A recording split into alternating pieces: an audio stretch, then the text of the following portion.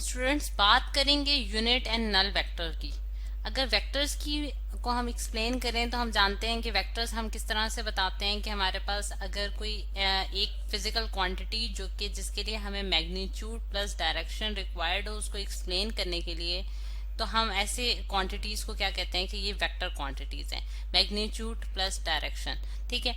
अच्छा, अब अगर हम देखें कि हमारे पास सबसे पहले अगर हम बात कर लेते हैं यूनिट वेक्टर्स की, स्टूडेंट्स की यूनिट वेक्टर्स हमारे पास कौन से वेक्टर्स होते हैं। तो यूनिट वेक्टर्स हमारे पास वो वेक्टर्स होते हैं जो कि डायरेक्शन को, किसी भी वेक्टर्स की डायरेक्शन को बताने के काम आते हैं। ठीक है। Use to define the direction of the, या फिर आप ये भी कह सकते हैं कि डायरेक्शन को रिप्रेजेंट करने के काम आते हैं। ठीक है। यूज टू डिफाइन के बजाय हम रिप्रेजेंट कर देते हैं। ठीक है।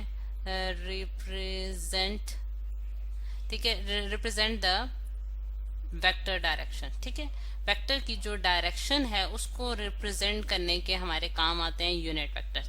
अब इनका जो स्टूडेंट्स मैग्नीट्यूड होता है, यानी कि यूनिट वेक्टर्स का हमारे पास जो मैग्नीट्यूड होता है वो हमारे पास 1 होता है, यानी कि इनका मैग्नीट्यूड हमेशा जो है वो हमारे पास एक स्पेसिफाइड अमाउंट में 1 रहता है, जिसकी वजह से इनको एक अलग वेक्टर्स के तौर पर डिफाइन किया गया।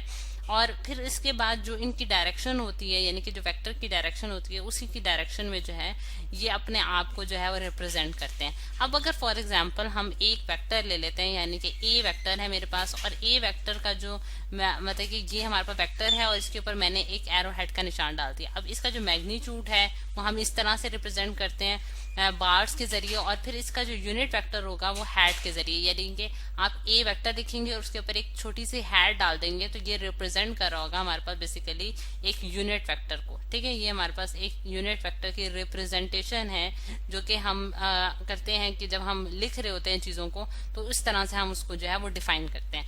अब यूनिट वेक्टर जो है उसको हम किस तरह से इस इक्वेशन के जरिए जो है निकाल सकते हैं, वो आप देखें कि ए हैट की वैल्यू जो है वो हमारे पास किस तरह आएगी, vector A divided by its magnitude. यानी कि आपने जब यूनिट वेक्टर निकालना है तो आपने वेक्टर को डिवाइड कर देना है बाय इट्स मैग्नीट्यूड, तो आपको जो है वो यूनिट वेक्टर की जो है वो वैल्यू पता चल जाएगी। अब अगर हम कोऑर्डिनेट यानी कि 3 डायमेंशनल कार्टेशियन कोऑर्डिनेट सिस्टम की बात करें स्टूडेंट्स, ठीक है, तो हम देखते हैं कि जो उसमें हमारे पास 3 तरह के जो है एक्सेस आ जाते हैं, यानी कि एक्स, वाई और जी एक्सेस। ये हमारे पास कार्टेशियन कोऑर्डिनेट सिस्टम है। ठीक है।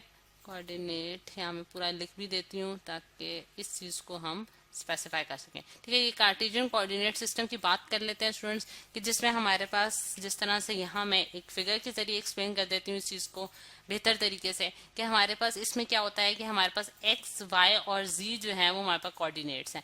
अब अगर मैं देखूं कि मेरे पास जो यूनिट वेक्टर होंगे इनकी डायरेक्शन में, यानी कि क्योंकि ये भी हमारे पास एक तरह से वेक्टर्स हैं जो कि जिनके पास कुछ ना कुछ मैग्नीट्यूड्स है और ये डायरेक्शन भी है। ठीक है। अब अगर हम देखें कि हमारे पास जो यूनिट वेक्टर होगा एक्स डायरेक्शन में, वो हमारे पास क्या होगा, वेक्टर मतलब उसी वेक्टर की डायरेक्शन में होगा, और इसको हम डिनोट करते हैं विद आई हैड। ठीक है। आई और उसके ऊपर हैड डाला है क्योंकि यूनिट वेक्टर है और इसका मैग्नीट्यूड क्या है, हमारे पास 1 है। और इसी तरह हमारे पास जो वाई डायरेक्शन में हमारे पास आ रहा है स्टूडेंट्स, वो हमारे पास क्या होगा, हमारे पास unit vector in the Y direction जो है ब्लू कलर से शो करने जा रही हूँ वो जे हैड के बराबर होगा, और इसका भी मैग्नीट्यूड हमारे पास क्या होगा स्टूडेंट्स 1 होगा। और इसी तरह जी एक्सिस के अलॉन्ग भी हमारे पास जो यूनिट वेक्टर है वो उसको हम के हैड से डिनोट करते हैं और इसका मैग्नीट्यूड भी हमारे पास 1 होता है। तो ये हमारे पास 3 जो हमारे पास कोऑर्डिनेट हैं जो कि कार्टेशियन कोऑर्डिनेट सिस्टम कहलाते हैं, यानी कि इनके दरमियान जो एंगल्स होते हैं यानी कि ये एक दूसरे पे परपेंडिकुलर होते हैं। ठीक है।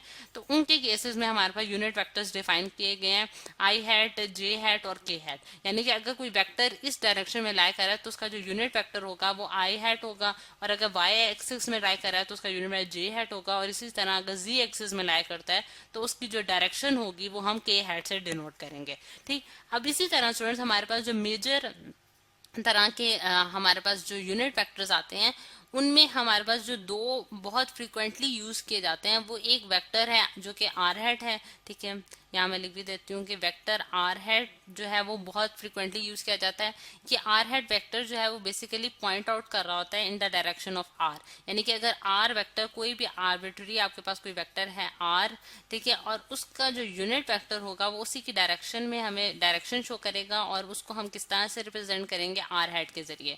और आर हैट की वैल्यू जो होगी स्टूडेंट्स वो किसके बराबर होगी, vector R divided by its magnitude, ठीक है, यानी कि आर वेक्टर को आप डिवाइड करेंगे जब उसके मैग्नीट्यूड से, तो आप आर हैट की वैल्यू जो है वो देख सकते हैं। अब इसकी एक छोटी सी एग्जांपल देख लेते हैं। अगर हमारे पास आर वेक्टर जो है वो मेरे पास फॉर एग्जांपल कि मेरे पास 3i hat plus 4j hat के बराबर आता है, यानी कि 3i hat plus 4j hat का क्या मतलब है स्टूडेंट्स, मेरे पास जिस तरह से मैं यहाँ आपको दिखाना चाह रही हूँ कि मेरे पास ये r वेक्टर है जिसका अगर आप x कंपोनेंट देखें तो वो मेरे पास 3 उसका मैग्नीट्यूड है और वो किस डायरेक्शन में है, यूनिट वेक्टर आर मतलब कि एक्स एक्सिस पे लाई करता है तो उसका जो यूनिट वेक्टर होगा वो आई हैट होगा, ठीक है।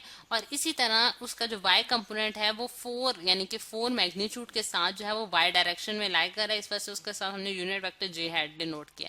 अब इसका जब मैं मैग्नीट्यूड फाइंड आउट करती हूँ स्टूडेंट्स, तो मैं किस तरह से फाइंड आउट कर सकती हूँ कि 3 का होल स्क्वायर प्लस 4 का होल स्क्वायर और उसका 4 का अंडर रूट, ठीक है, ये हमारे पास इसका मैग्नीट्यूड आ जाएगा। तो इसकी आप वैल्यू जो है वो कैलकुलेटर से फाइंड आउट कर लेंगे और फिर उसको जो है कैसे आप कर सकते हैं कि जिस तरह से ये हमारे पास स्टूडेंट्स जो आ रहा है इसका आंसर वो हमारे पास क्या आता है 25, और जब अंडर रूट हम 25 लेते हैं तो हमारे पास 5 आ जाता है। तो इस तरह से हम आर वेक्टर जो यूनिट वेक्टर फाइंड आउट करेंगे वो हमारे पास कितना आएगा 3i hat plus 4j hat divided by 5, और ये हमारे पास स्टूडेंट्स यूनिट वेक्टर आ गया, जो कि इसको आप इस तरह से भी लिख सकते हैं कि 3 divided by 5 into I hat plus 4 divided by 5 into J hat. तो ये हमने इस तरह से जो है इसका यूनिट वेक्टर फाइंड आउट कर लिया, ठीक। अब अगर हम एक और केस में यानी कि जो second type of unit vectors जो कि बहुत कॉमनली डिफाइन किए जाते हैं वो हमारे पास क्या कहलाते हैं कि एन हैट वेक्टर्स कहलाते हैं, वेक्टर एन हैट। अब ये जो वेक्टर है स्टूडेंट्स एन हैट वेक्टर, ये हम किस तरह से देखते हैं कि हमारे पास जो प्लेन होता है यानी कि कोई भी प्लेन है उसके ऊपर जो परपेंडिकुलर वेक्टर हम ड्रॉ करते हैं, यानी कि ये जिस तरह से मैं ड्रॉ करने जा रही हूँ इसको हम एन हैट वेक्टर से डिनोट करते हैं।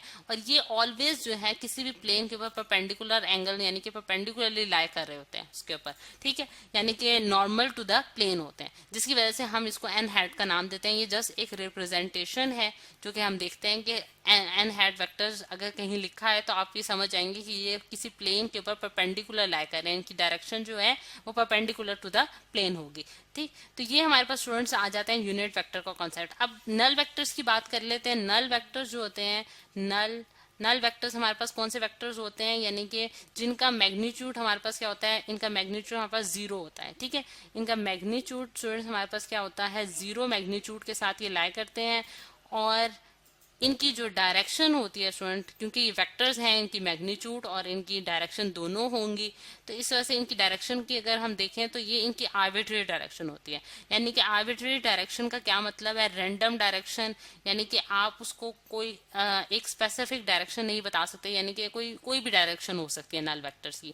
अब नल वेक्टर्स जो है उनका 0 मैग्नीट्यूड जो है वो किस तरह से आता है वो देखते हैं हम, कि अगर मेरे पास एक वेक्टर जो कि ए वेक्टर है और उसको मैंने उसके ऊपर एरो हेड का निशान डाल दिया है, अगर हम उसको एडिशन करें उसकी विद अ नेगेटिव वेक्टर जो कि हमारे पास -a से मैं डिनोट करूंगी, तो उनको जब हम एड अप कर लेते हैं स्टूडेंट्स तो हमारे पास नल वेक्टर आ जाता है जिसे हम 0 से लिखेंगे, और इसकी डायरेक्शन जो है वो कोई भी हो सकती है, यानी कि रैंडम डायरेक्शन होगी, इसकी आर्बिट्रेरी डायरेक्शन होगी, ठीक। यानी कि आप नल वेक्टर जो है वो किस तरह से निकाल सकते हैं कि अगर आप वेक्टर को ऐड अप करें with its negative vector, same vectors को आपने ऐड करना है, इनका सेम मैग्नीट्यूड होगा, इनकी सेम डायरेक्शन होगी, लेकिन डायरेक्शन सेम नहीं होगी, मैग्नीट्यूड सेम होंगे लेकिन डायरेक्शन ऑपोजिट होगी, क्योंकि हम जानते हैं कि नेगेटिव वेक्टर जो होता है उसकी डायरेक्शन क्या होती है, ऑपोजिट होती है टू द ओरिजिनल वेक्टर। जिस तरह से अगर मैं यहाँ एक ड्रॉ करती हूँ स्टूडेंट्स, ये मेरे पास ए वेक्टर है, ठीक है, और जो -a वेक्टर होगा वो क्या होगा, सेम मैग्नीट्यूड का होगा। जैसे कि आप देख सकते हैं कि मैंने लाइन उसकी सेम ड्रॉ किया लेकिन उसके साथ मैंने